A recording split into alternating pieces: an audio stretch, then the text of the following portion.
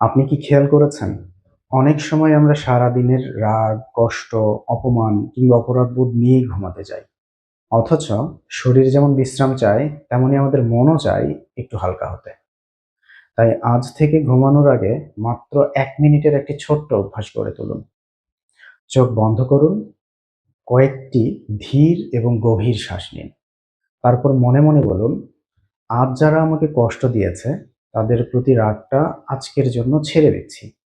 আর আজ আমি নিজেকেও ক্ষমা করছি, কারণ আমি একজন মানুষ, আমারও ভুল হতে পারে। এখানে একটি বিষয় মনে রাখা খুব গুরুত্বপূর্ণ।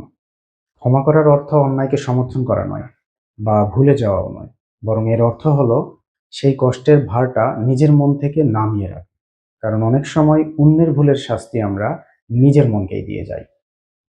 একইভাবে নিজের প্রতিও একটু সহানুভূতিশীল হন। হয়তো আজ সব পরিকল্পনা অনুযায়ী হয়নি, কোনো ভুল হয়েছে। কিন্তু একটি ভুল আপনার পুরো পরিচয় নয়। ভুল থেকে শেখা যায়, আর আগামীকাল আবার নতুন করে শুরু করা যায়। ঘুমানোর আগে তাই নিজেকে আরেকবার বলুন, আজকের দিনটি এখানেই শেষ। আমি রাগ নয়, শান্তি নিয়ে ঘুমোতে চাই।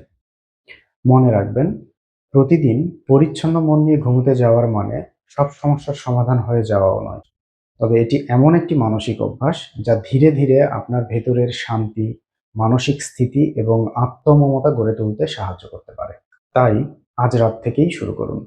নিজেকে ক্ষমা করুন, যতটা সম্ভব অন্যদেরও ক্ষমা করুন।